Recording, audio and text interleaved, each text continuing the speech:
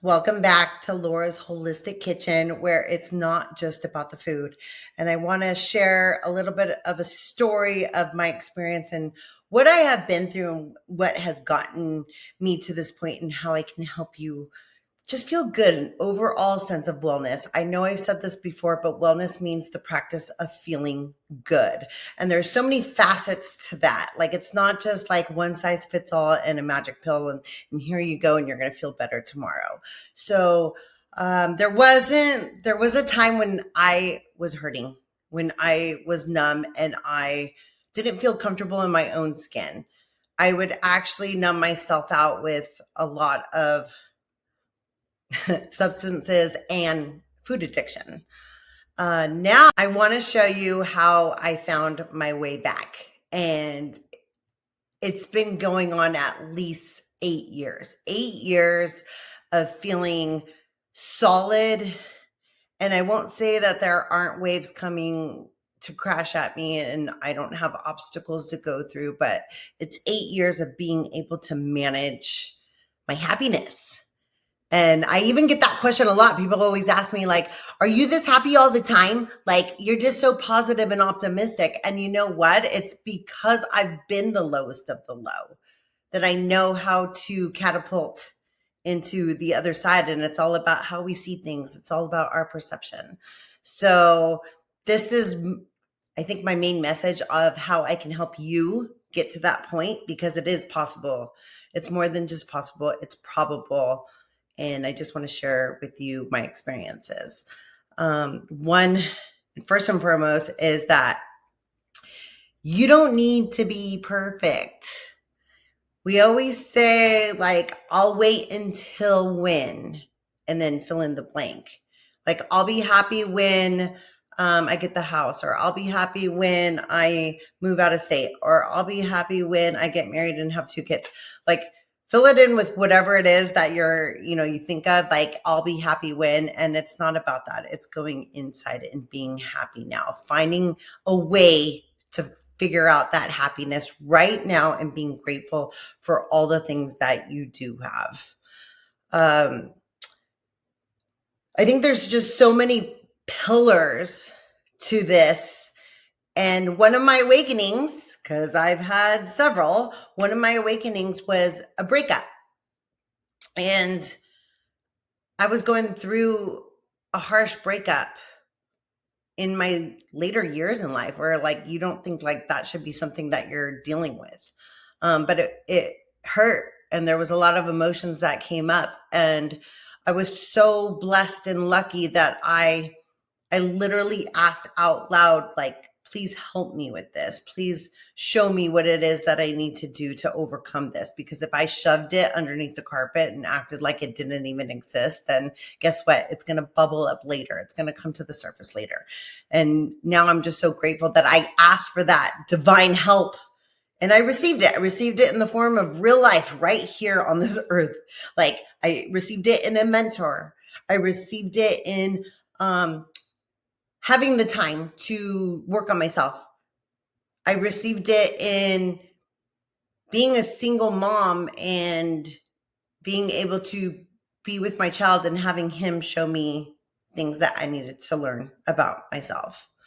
So we always think of, like, all these, like, almost unrealistic ways of receiving those answers, but they can happen in everyday life. They're in, there's angels walking upon us right here on this earth plane, and they come in the form of a human or a place or a thing or an experience, so we just have to change our perception once again.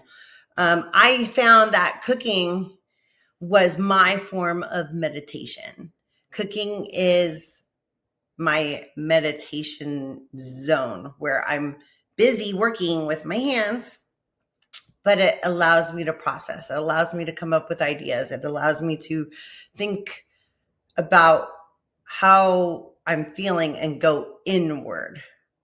So cooking has just become this, like, magical catalyst. And I'm not saying cooking is for everybody. You might find it in yoga. You might find it in a self-help book. You might find it in a mentor. You might find it in a therapist. Like, there's so many different ways you can find it, but cooking is what I was most excited about doing And so when I followed that excitement, it allowed me to work on myself. And doing the work is not easy.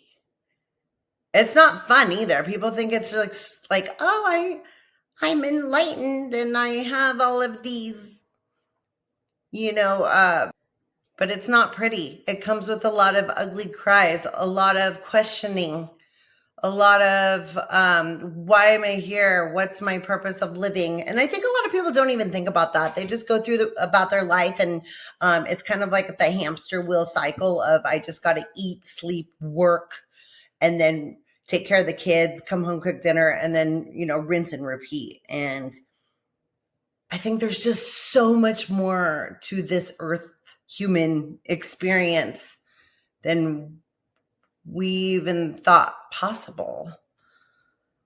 And I think a lot of and I think that we just get so busy and wrapped up with our everyday schedule of all the things that we have to do that we don't be. We don't just sit there and be with ourselves, with our thoughts, because it's scary, right? It's scary. And I felt that cooking actually had another benefit, which was soothing my nervous system. I had no idea that I was in such a state of overwhelm, numbness, lost, confusion, sadness, depression, that when I was doing something that I was excited about, it was actually soothing my nervous system. It was helping me feel calm. It was helping me feel grounded. It was helping me just feel centered.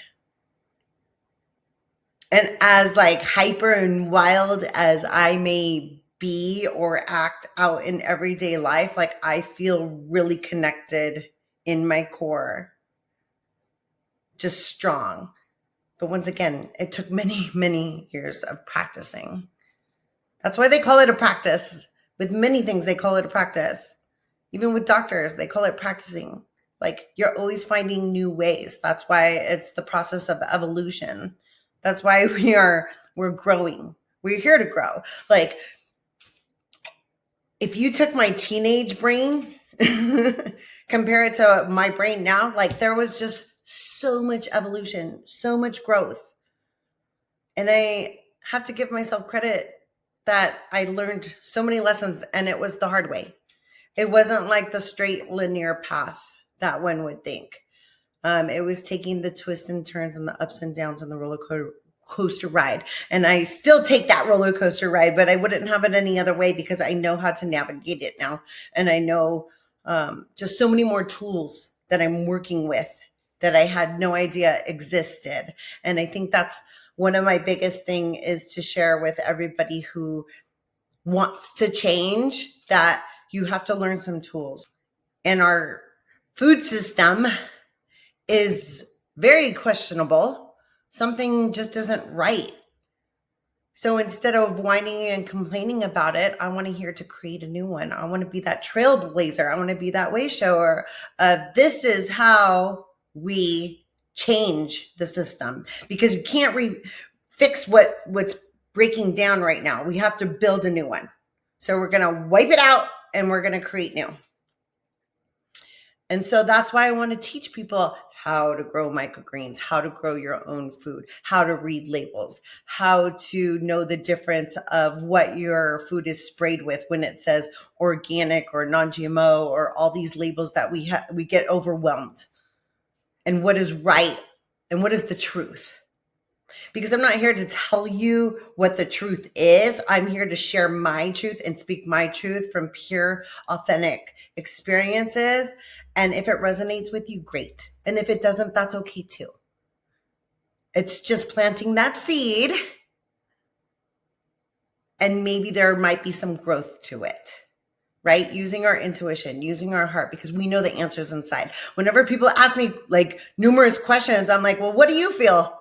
How do you think? What does your heart say? And a lot less logical brain thinking. Let's start using our heart on the inside. So welcome to my holistic kitchen, where I even forgot that I was drinking a tea. So welcome to Laura's Holistic Kitchen, where I even forgot I was drinking my tea because I got really into it, into our conversation. And I can't wait to share more magic with you all. All right, take care.